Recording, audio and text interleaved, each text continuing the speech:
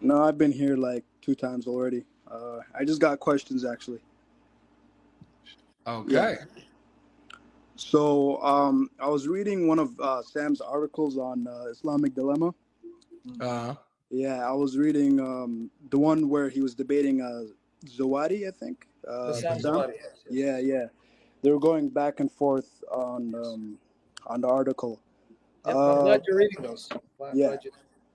yeah. I just went in depth on the Islamic dilemma because like some Muslims just tell me don't look at it. It's like it's they say it's the worst argument of all time, but I'm looking Refute more it. into it. Yeah.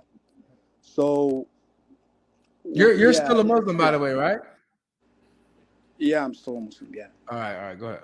Let me go off camera for a second because I got to go put up the air. So go ahead. I'm listening though. All Go ahead. right. Sam's running. It's even better because I'm ugly. Yeah. I actually went on TikTok and I was asking a Muslim some question. Turns out he had a debate with someone you guys know, but he told me that scholars like Al Bukhari, Al Razi all believe that the Torah was corrupted by interpretation. Corrupted? Yeah, by interpretation, but Yes. textually, it's not corrupted. And No, he's actually right. yeah, yeah, yeah. So he told me that books of the Old Testament, such as Jeremiah, Isaiah, like all the Old Testament, he said it was preserved, and that's what the Quran is actually talking about. Uh, Who told you this? it was some Muslim. I think he was on a different account. I recognize his voice, but he was on a different account, so I can't really assume who he was. He had a debate recently. I don't know who he was. He was very Uh, honest, man. Very honest. well, he told me not to record it for some reason. I don't know why. That's why. Yeah, That's why. That's why. That's why. Because yeah, what he's saying is yeah. detrimental. It's detrimental, man. When he acknowledges that these scholars affirm the preservation of the text of the scriptures, it's over. Yeah. It's detrimental. But go ahead, continue, bro. But do you know where he got it from? I have the article. I published it. You No, know he's quoting? I showed him. I showed him the article. Like I Oh, good. showed him that Ibn Qayyim al-Jawziyah, whatever he says. Exactly. So you admit it's true, Yeah, right? yeah. He admitted it was true. Uh, it was like it was at 3 a.m. and there was like 50 people in there, so like nobody recorded it or no, like See? there was no footage of it. But I told him a question. It was like in Surah 7:157, the Torah and Injil that was written. The Prophet was written in these books, right? Which Torah and Injil was the Quran talking about? He said the Torah and Injil that was with the Jews and Christians during the time. So I told Got him. it. So I told him which Torah. So he said the Old Testament, the books that he quoted. That he said that it was preserved.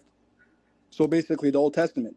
And then I went to the Injil. I told him which books of the Injil are what's it called preserved here, right? He didn't want to say it was Matthew, Luke, John, Luke, Matthew. He didn't want to say that. And then I told him the Quran quotes the book of Mark, right? He said, Mhm. yeah, but there's some hidden elements in it. But yeah, but he didn't want to touch the topic of the Injil, but the Torah, he was kind of being honest about it. He was saying that like, uh, yeah, these are preserved during the time of the Prophet because it says it. Uh, I also talked about Ibn You Abbas. read my. I'm impressed. You've Yeah. read a lot of my material because a lot of people don't know. You've read my material because I've heard no other Christian. I'm not trying to toot my horn, by the way. No other Christian knows, or I've never heard a Christian mention this, that the Quran actually quotes the Gospel of Mark as the Gospel. It's in chapter 48, verse 29 of the Quran. So you must have been reading a lot of my articles, huh? Yeah, I read a lot of your articles. I just look into it like on Hmm. my free time, see what's up. Uh, Impressive. yeah, I also mentioned the hadith of Al Bukhari quoting Ibn Abbas saying the Torah is corrupted. I told him, what does Al Bukhari think in the hadith? Exactly. Well, he said Al Bukhari believes that it was through interpretation, but Exactly. not textually. And then I was like, oh, okay, all right. So the person that's quoting this is saying it's interpretationally corrupted, right?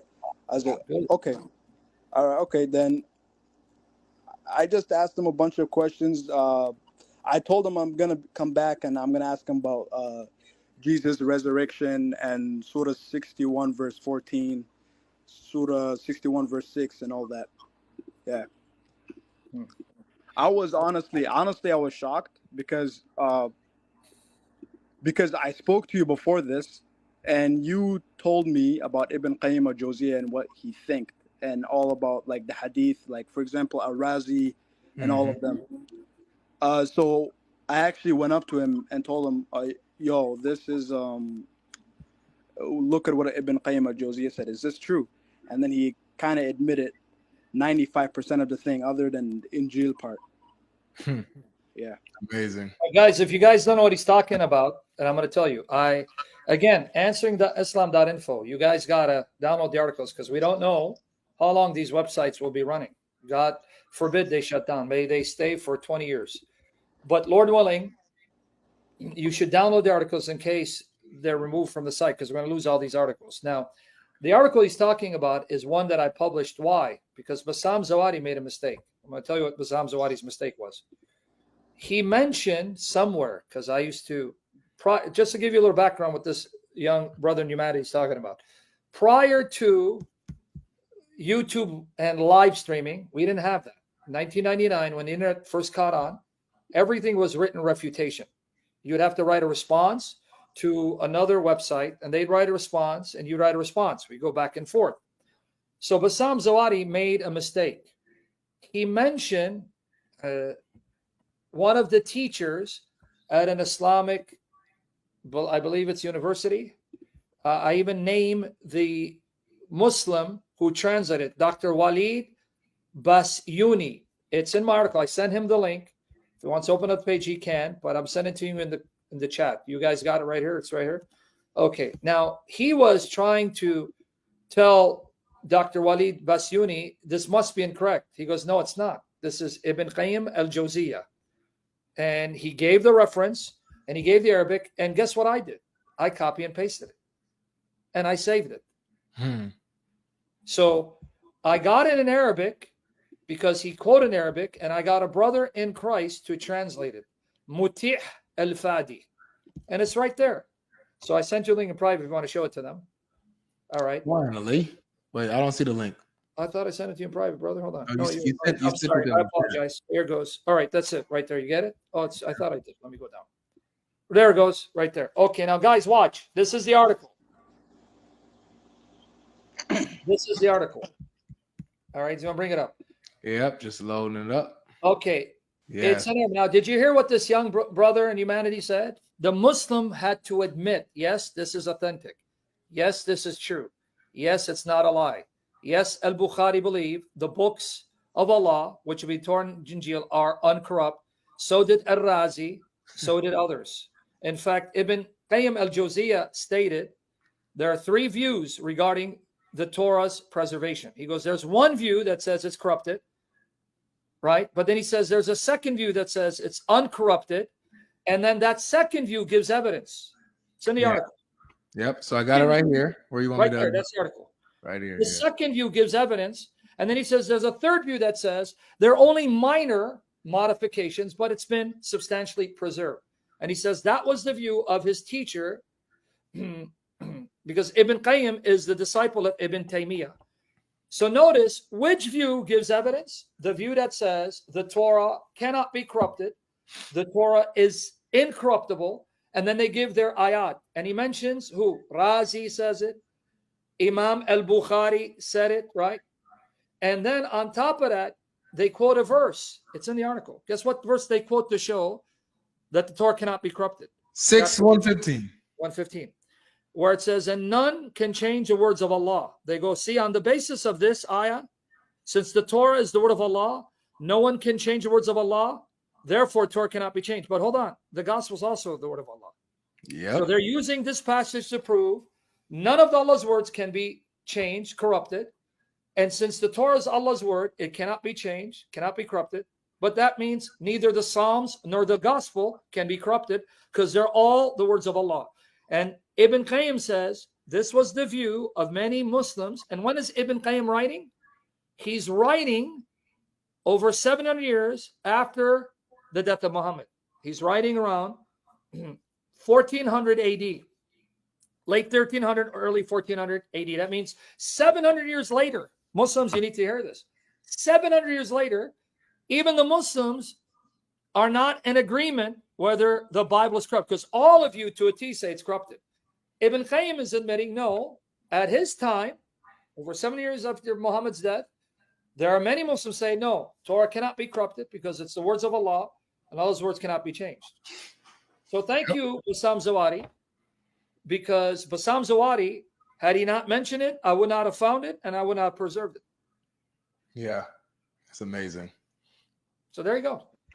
So now, friend, you're hearing the evidence that was hidden from you, and if you had not known of it, they would not have brought it to your attention. So why is it the Muslims, the Muslim who admitted to you, Sheikh, he admitted to you, yes, this is true, and he knew it's true after you gave him the evidence.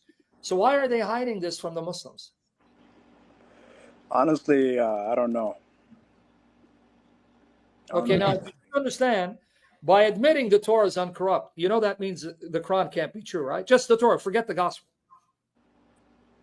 Well, You know that. here's the thing, right? I like to research, right? And I like to read articles, like to watch videos. I might come to the conclusion otherwise. So, in my position right now, it's going in your favor, but I'll look into it more. Yeah, but even if you disagree with me about the Torah being preserved, even though Bukhari believed that, Razi believed that, even Ibn Taymiyyah says there's some minor modifications. Notice who's giving evidence for their position. Not the group says it's corrupted. It's a group that says it cannot be corrupted. But let's say it's corrupted. The Torah as we have it today contradicts the Quran. That's just a common fact. I mean, I can give you example after example of example. Yes. Without going to the gospel, I can show you. The Torah as it stands contradicts the Quran. It cannot be from the same source. Yeah, definitely. So you want me to show you examples? No, I already know that. Okay, then you know. All right, so then I don't know what you're waiting for, brother. Come on side the truth. Come home, man. Well, there could be a different book out there saying otherwise, but What other book, man? They're quoting the Quran, 6:115. They're quoting Sunan Abu Dawud. One of the hadith quoted in that article, is the hadith of Sunan Abu Dawud, classified as Hassan, if you find on Darul Salam, where Muhammad is sitting on the pillow, the cushion, and he tells the Jews, bring me your Torah, the copy of the Torah, and he puts it on the cushion saying, this will judge. And he says, I believe you, and him who revealed you. And then Ibn Qayyim said, on the basis of that hadith, those Muslims say, see, he would not have said it if the Torah is corrupted. What other book? They're giving you Quran. Bassam said it was Daif, right? I remember him saying. No, Hassan. It's not Daif. No. The guy you're debating, Bassam, he said it was Daif. Yeah. Yeah, even though if you go to Darul Salam and you put in pillow and Torah, it'll pop up. And Sunan Abu Dawud, it will say Hassan. Good. Yeah. And then on top of that, guys, let me all these Daniel Pikachu's fangirls. Guys, don't take my word for it. Go to Standing for Truth. I'm the one who called them out. I'm the one who challenged Debate Me on 4 topics. I'm the one who said he's running, wearing his wife's robe. I called him out. I have the evidence. And if I'm the coward and that fat pig is the one who's brave, why did he get my post banned and complained and gave me a copyright strike? And don't take my word for it. I know you're his fangirls. Go ask Standing for Truth. I contacted him and said, can you call out Sheikh Porky Pig to debate me on these 4 topics? We're waiting for your hero, Sheikh Porky Pig. Stop manifesting. I'll demolish him and destroy him by the power of Jesus Christ, because Islam is under the feet of Jesus. Jesus is alive. Even according to your tradition, Muhammad is dead. Chapter 39, verse 30, your prophet is dead. But Isa, who you believe is Jesus, is with Allah above the 7 heavens. Live with it. Anyway, brother, if you have any questions, let's discuss it. Yeah. Coincidentally, do you know what the Muslim brother quoted? What did he quote? In 7:157, he quoted Daniel 2, Daniel 7, Song of Solomon 5:16. Excellent. He quoted He even quoted the book of John for some reason. So, guys, understand. He when he brought up the passage to this Muslim, chapter 7, 157, that says the Torah and the Gospels with them that contain a prophecy of the Ummi prophet. He went to chapter 2 of the Quran that talks about the stone that wasn't made with hands, and that's Islam. But even if we go with that as a Prophet Muhammad, how do we know that whoever this is, he's going to be an Ummi? It says the Ummi prophet, unlettered prophet, right? Where does Daniel 2 mention that? Right? And it's not. If you read it, Daniel 2, 34, 35, we did a session, Avery and I, it's on the channel, Daniel 2, 34, 35, and Daniel 2, 44, 45, we did a session showing that kingdom, that stone that wasn't made with hands, will be established during the time of the four kingdoms, meaning when you still had Roman power and the other kingdoms that were vanquished still in existence. And it says, then it became a huge mountain, meaning the kingdom would slowly expand and slowly increase until it engulfs the world. And when did Jesus show up? He showed up in the 1st century during the 4th kingdom, the Roman Empire. And he says, the kingdom of God is at hand. And from that time on, his kingdom has been expanding, eventually will engulf the world. And even the rabbis say that's about the kingdom of the Messiah. Right?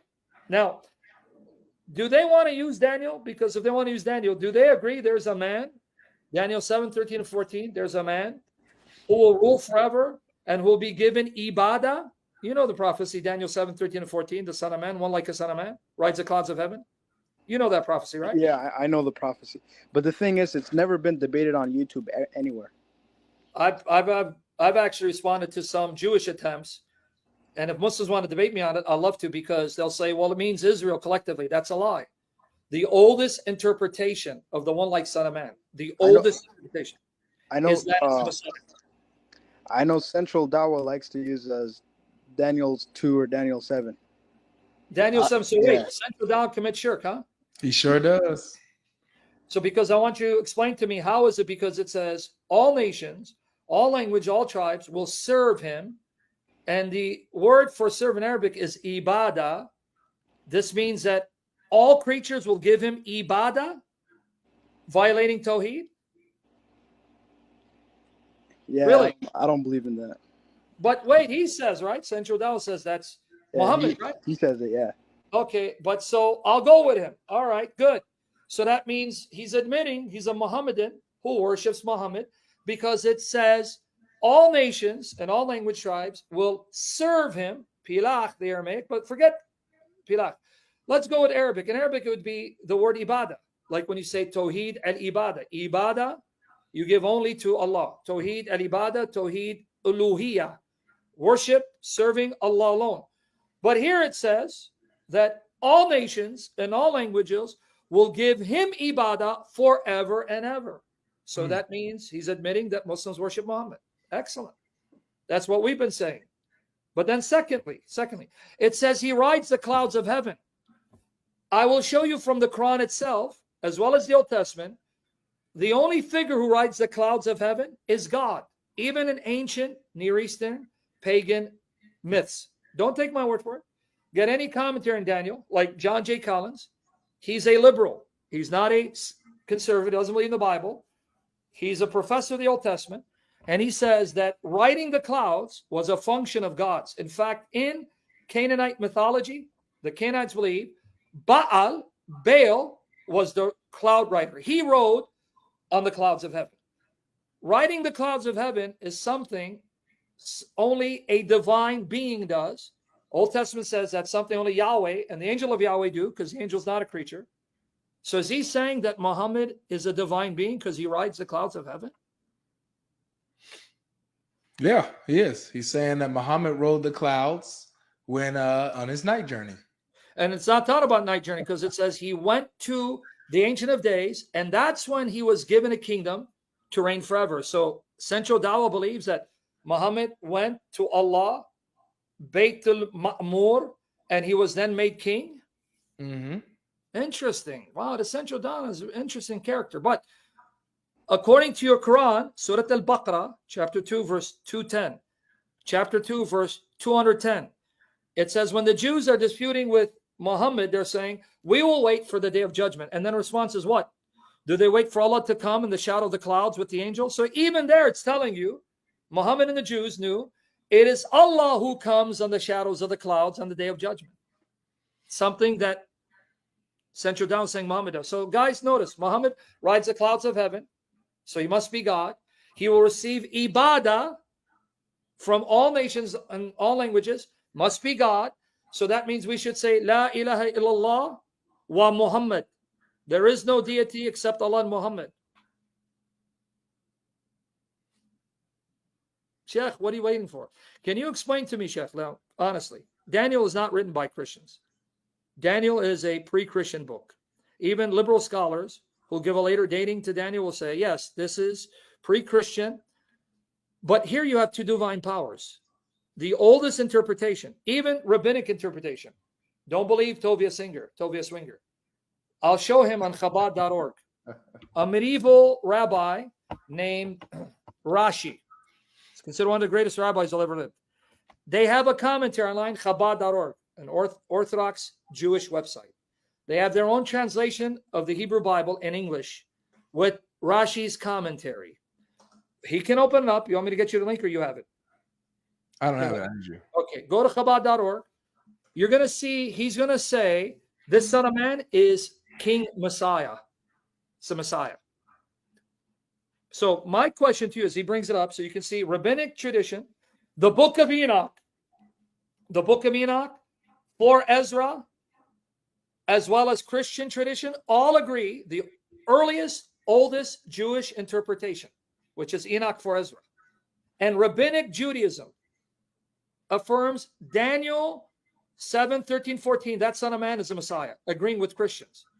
Well, we Christians believe Jesus is God the Son, distinct from the Father, equal to him in glory and power and dominion. So he's God in flesh, which is why he rides the clouds and why everyone will worship him. That's why we're Trinitarian. But since you're a Muslim, how do you then reconcile Daniel with the Quran? Because in the Quran, chapter 17, verse 111, we'll look at it in a minute. And chapter 25, verse 2, it says, Allah has no son and no partner in his dominion over the heavens and the earth. How do you reconcile Daniel with the Quran? And it's not a Christian book, it's a Jewish book. So open up. I personally don't believe Daniel 7 or Daniel 2 talking about the prophet. I think it's shirk. I'm not saying that. I'm saying, how do you reconcile Daniel 7, the Son of Man, being a second divine person, if the Old Testament agrees with the Quran over against the New Testament? You know how to find it, brother? If you look, it says learning and views, and then you'll see text, and I'll show you the Tanakh, where it says text, and it should say Tanakh, right? Go there. And then you're going to go into the writings, open up the writings, and then you're going to enlarge your screen and see it. Now here, guys, this is Chabad.org. It's an Orthodox Jewish site. It's not Christian. And it has Rashi's commentary, a medieval rabbi who despised Christianity as well as Islam. But he's going to show you. Wait, where do you see writings at? Okay, you see where it says the Torah? You're going to click that arrow box. It's going to drop down. Well, I'm looking at where it says, yeah, that's what I'm looking at. And then it's going to say writings, Ketuvim. When you click the arrow, open up. And then you're going to open up and you're going to look for Daniel, because the first book is the Psalms, Tehillim, Tehillim. And then you go Daniel, then 7. Now watch, guys, this is Rashi, a rabbi. He's not a Christian. So watch here. And then what you're going to do is where it says show, you got to click on show first. You got to go up. Okay. Because it won't show it. You see where it says show? Click. Boom, his commentary opens up. All right. Then you go to verse 13. Boom. All right, but you got to go to chapter 7. I think you're still in chapter 1. Sorry, friend. I'm sorry, bro, man. I'm schooling you still. I thought, man, you're the Mac Daddy, bro. You went to chapter 8. That's why. All right. Again, first show. Yeah. Now go. Watch here. There we are. Okay. Now, large it so everyone can see it. I see it, but I don't know if people can see it. It's not. Okay. Watch here, guys. Okay. I saw in the visions of the night, and behold, the clouds of heaven, one like a man, because son of man, body nash means man. And he came up to the Ancient of Days and was brought before. Now, Sheikh, you see in that box, it says one like a man was coming. Can you read that for me? One like a man was coming. That is the King Messiah. So you think you're the Sheikh, huh? I want him to read it, bro. But it's all right. You called the Sheikh. You know, of course. I'm sorry, bro. Okay, now, Sheikh, Muslims, this is Daniel. Sadly, Daniel Pikachu is named after him. And yet, the Daniel of the Old Testament does not worship Daniel Pikachu's ilah. But now, check it here. Check it here. An Orthodox Jewish website. Rashi, a medieval rabbi who did not like Christianity or Islam. And he admits that the view of the Son of Man is that this is King Messiah. That's what we've been saying for years, that the Son of Man is the Messiah and happens to be Jesus. Now, Sheikh, here's the dilemma for you. The Jews don't accept Jesus as the Messiah. They don't think the Messiah has come. But the Jews agree with the Christians. Messiah is the Son of Man who rides the clouds of heaven, who reigns forever as king, and whom all will worship. All languages, all peoples, including the Arabs. But you agree with us, Messiah is Jesus. So aren't you worshiping him? Because that's what Daniel said you got to do. Otherwise, you suffer the consequences.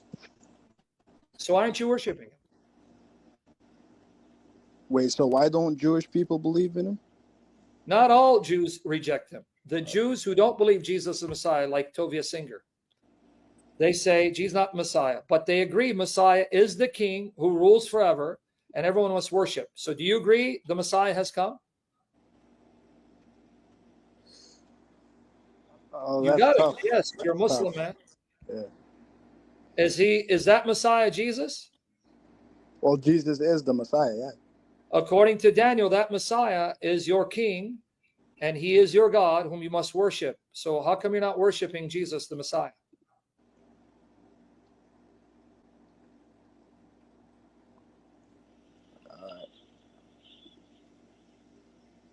I got no comment.